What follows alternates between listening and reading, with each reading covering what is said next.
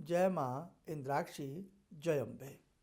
आइए इस अंक में एक बहुत ही खास संदेश आपको दें। शक्ति उपासना सत्र में आने का महत्व, जैसे 22 फरवरी को है, आगे भी शक्ति उपासना सत्र चलते रहेंगे। तो जो नए साधक हैं उन्हें मालूम नहीं है कि इंद्राक्षी धाम क्या है, इंद्राक्षी माता क्या हैं। संक्षिप्त में बता रहा हूँ, भगवती दुर्गा जी का ही स्वरूप भगवती इंद्राक्षी हैं। और भारतवर्ष के अंदर इंद्राक्षी भगवती देवी का जो धाम है वो एक ही है और वो दिल्ली एनसीआर में है। स्थान जो साधक आए हैं उन सबको मालूम है। तो एक तो बड़ी उपलब्धि है कि इंद्राक्षी भगवती के नाम से एक ही स्थल होना और वहाँ आपका आना और बैठ कर के जगत जननी जगदम्बा की साधना उपासना करना, ये एक बड़ी बात है। दूसरी बात, जिस स्थल पर भगवती देवी का चिंतन होता हो, मनन होता हो, जिस स्थल पर एक संख्या में बैठ कर के साधक भाव में होकर के उनकी भक्ति करते हों, उस स्थान पर भगवती की सन्निधि बनी रहती है, अर्थात उनका वहाँ पर भाव बना रहता है और जो भी साधक भाव से पूजा करते हैं उसका कल्याण होता है। जगत जननी उससे प्रसन्न होकर के उसकी कामनाओं को पूर्ण करती हैं। दूसरी बात, जब वहाँ आपके हमारे बीच में प्रश्नोत्तरी होती है, क्वेश्चन आंसर होते हैं भक्ति को लेकर के, पूजा को लेकर के, तो उन क्वेश्चन आंसर से ही बहुत साधकों को बल मिलता है। कई बार हमारी भक्ति में कुछ कमियां रह जाती हैं या भक्ति को लेकर के हमारे मन में बहुत से सवाल होते हैं, तो जब आप वहाँ आते हैं तो कुछ ऐसे ही सवालों का आदान प्रदान होता है जिससे आपकी भक्ति बढ़ती है और उसमें चार चांद लगते हैं। अब दूसरी बात, इसमें से जैसे 22 तारीख का ये कार्यक्रम है, 22 फरवरी का शक्ति उपासना सत्र है, आप जरूर आइए। ऐसे ही फिर 5 अप्रैल का एक विराट आयोजन है। उस आयोजन में प्रारब्ध के दोषों के शमन के लिए विशेष प्रकार के स्तोत्र आदि होते हैं।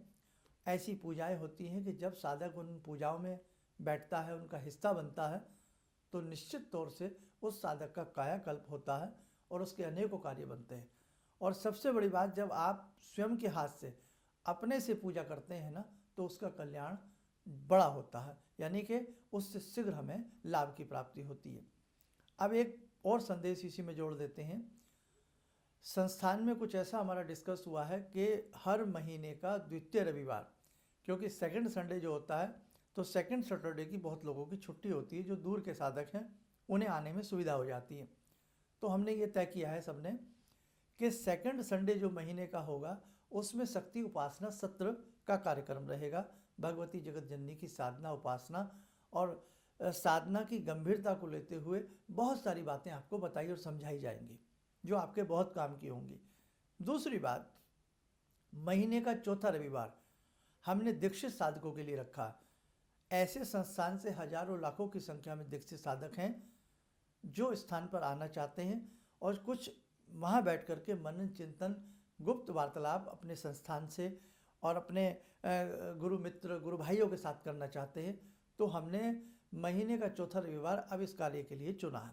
यानी कि दीक्षित जितने भी संस्थान से साधक हैं उनकी एक लंबे समय से ये डिमांड थी, मांग थी कि हम भी संस्थान में जाएं और हम गुरुदेव से मिलें। ठीक है, तो ये महीने का चौथा रविवार हमने ऐसा सोचा है और ये सारी चीज़ जो हैं ये मार्च से हम लोग इसको अप्लाई करने वाले हैं। बाकी समय समय पर आप इंद्राक्षी धाम के ये छोटे कार्यक्रम, बड़े कार्यक्रम यूट्यूब पर, फेसबुक पर सुनते रहिए, जानते रहिएगा। इससे आगामी कार्यक्रमों के बारे में और आगामी समय के बारे में आपको बहुत कुछ पता लगता रहेगा। और सबसे बड़ी बात, हम नए साधकों को भी ये ज़रूर बताएं कि यदि आप साधना में बहुत आगे बढ़ना चाहते हो, साधना को सुंदर तरीके से करना चाहते हो, भगवान की प्राप्ति चाहते हो, आप चाहते हो कि साधना हम कैसे करें, तो बहुत सारे ऐसे नियम संयम हैं जो आपको इंद्राक्षी धाम में समय समय पर आने से अवश्य पता लगते रहेंगे।